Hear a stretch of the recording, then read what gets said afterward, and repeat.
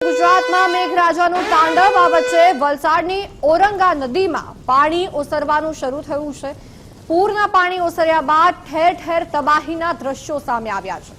પૂરના પાણી ફરી વળતા કૈલાશ રોડના પુલનું ધોવાણ થઈ ગયું છે। કૈલાશ રોડ પુલ પર મસમોટા ખાડા પડી ગયા છે। શહેરને 40 ગામથી જોડતો પુલ જર્જરિત બની ગયો છે। સલામતીના ભાગરૂપે વાહન વ્યવહાર માટે પુલને બંધ રાખવામાં આવ્યો છે। તાત્કાલિક બ્રિજનું સમારકામ થાય તેવી સ્થાનિકો માંગ કરી રહ્યા છે।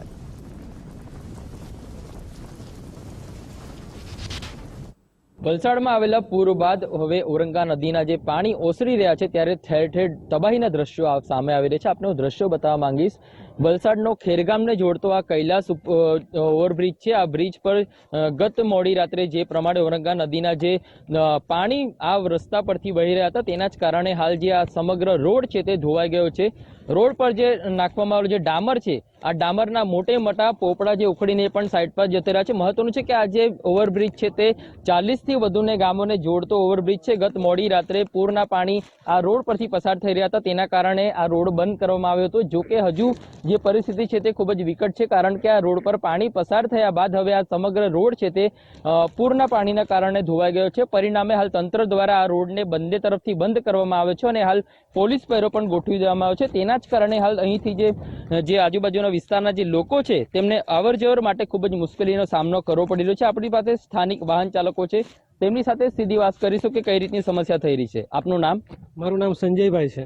સંજયભાઈ, આ રોડ કેટલો મહત્વનો છે? ગઈકાલની શું પરિસ્થિતિ અને હવે શું મુશ્કેલી થઈ રહી છે? અહીંયા ગઈકાલથી પાણી ભરેલા છે ને પુલની અવર જવર બંધ છે અને વલસાડથી ખેરગામ રોડને જોડતો 40 ગામોને જોડતો આ માર્ગ છે અને અમને તકલીફ બહુ પડે છે અને આ પુલ એકદમ ખારા ટેકરાવાળો થઈ ગયેલો છે તો અમને બહુ તકલીફ પડતી છે આવા જવા માટે।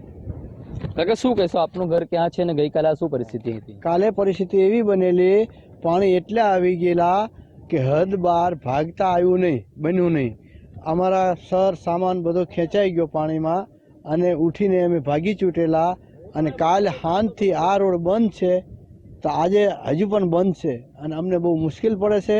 અમારા ઘરોમાં પાણી ઘૂસી ગયા, અમારા સામાન બધા પણ તણાઈ ગયેલા છે। અત્યારે આ રોડ શા માટે બંધ છે?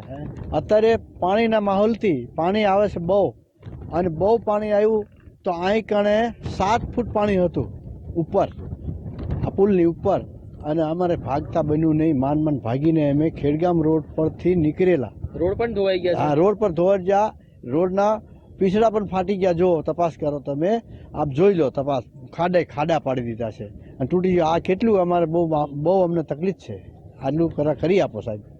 તો આમ ઓરંગા નદીના જે પ્રચંડ પ્રવાહ હતો તેને રસ્તામાં આવતા જે પણ વિસ્તારો હોય આ તમામ વિસ્તારોને બાંધમાં લીધા હતા અને હવે જો કે પૂરનું જે પાણી છે તે ઓસરી રહ્યો છે ત્યારબાદ હવે તબાહીના દ્રશ્યો સામે આવી રહ્યા છે।